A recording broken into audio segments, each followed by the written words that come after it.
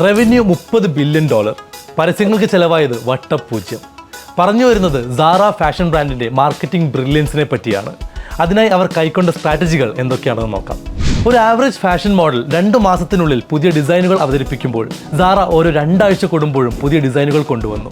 ഇതോടെ ഐറ്റംസ് പെട്ടെന്ന് വാങ്ങാനുള്ള ഒരുതരം ഏർജൻസി കസ്റ്റമേഴ്സിനിടയിൽ ഉണ്ടാക്കാൻ കഴിഞ്ഞു. മാത്രമല്ല, ഒരു പുതിയ ഡിസൈൻ പുറത്തു വരുന്നതോടൊപ്പം വെറും 5 ആഴ്ച കൊണ്ട് അവ ലോകമെമ്പാടും എത്തിക്കാൻ മാത്രം സ്ട്രോങ് ആയ ഒരു സപ്ലൈ ചെയിൻ അവർക്കുണ്ടായിരുന്നു.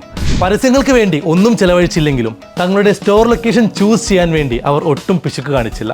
നല്ല തിരക്കുള്ള പ്രീമിയം സ്ഥലങ്ങളിൽ അർമാനി പോലുള്ള വലിയ ബ്രാൻഡുകളുടെ അടുത്താണ് സ്റ്റോറുകൾ തുറന്നത്. ഇതുകൊണ്ട് മാത്രം തങ്ങളുടെ കമ്പനിക്ക് ഒരു പ്രീമിയം ഫീൽ കൊണ്ടുവരാനും അതേസമയം മറ്റുള്ള ബ്രാൻഡുകളെക്കാൾ അഫോർഡബിൾ ആക്കാനും സാധിച്ചു. ഈ ഷോറൂമിൽ കയറുന്ന ഒരാളെ വാങ്ങിപ്പിക്കാൻ പ്രേരിപ്പിക്കും വിധം ആകർഷകമായാണ് അവർ ഓരോ ഐറ്റംസും ഡിസ്പ്ലേക്ക് വെച്ചത്. പുതിയ ഡിസൈനുകൾ അതിവേഗം പുറത്തിറക്കാനും പുതിയ മാറ്റങ്ങളെ പെട്ടെന്ന് തന്നെ നല്ല രീതിയിൽ ഉൾക്കൊള്ളാനും അവർ ശ്രദ്ധിച്ചു.